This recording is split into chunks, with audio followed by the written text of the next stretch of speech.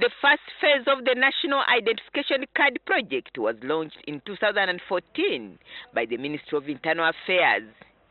The officials registered about 18 million people and later on issued some of them identification cards. The authorities say the second phase of the registration will be carried out in this financial year. We are going to register what we call 0+. In other words, those who are not yet 1 year old and every other person. Because the Registration of People's Act also mandates NIRA to do all birth registrations. And birth registration is no longer optional, it's mandatory. You must, every child who is born must be registered. The ministry held a function to award its employees who executed the first phase. During the event, the State Minister for Internal Affairs, Muganga, said the registration would help the government provide services to the people and reduce the cost of conducting a national census. This will be a big savings to government, not only now, and I imagine that in future, we should even be able to do census either cheaply or on, if the records are well kept, minimally.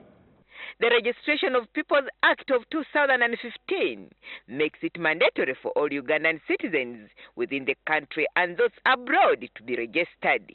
Every non-citizen who is here legally must be registered, given an alien identification number and eventually an alien identity card. Muganga is the Public Relations Assistant of the National Identification and Registration Authority. He says the IDs will help Ugandans access social services.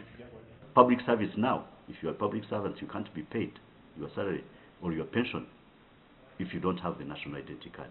And this is going on. So eventually, your child will not be even admitted in school, in a government school, if you don't have a national identity card. You will not be able to do any transaction, be it getting a license for business, be it paying taxes for URA, if you don't have the national identity card. Many Ugandans did not get their IDs in the first phase. Muganga advises them to go and pick them at the districts or divisions where they registered. The first thing to do, you go to the police and report. Because this is an important document, it can be used for wrong purposes. So after reporting, then you go to the bank and pay 50,000 shillings. Only, that's the only money you need to pay. The only free card was the first card you got. The replacement, you pay for it. 50,000 shillings. Then you come to Koro, our headquarters, you fill a form, and then the process to replace your national identity card will begin. According to the officials, close to 16 million people picked their cards since the registration began, out of about 18 million who registered in 2014. Agnes Nandutu, NTV Tonight.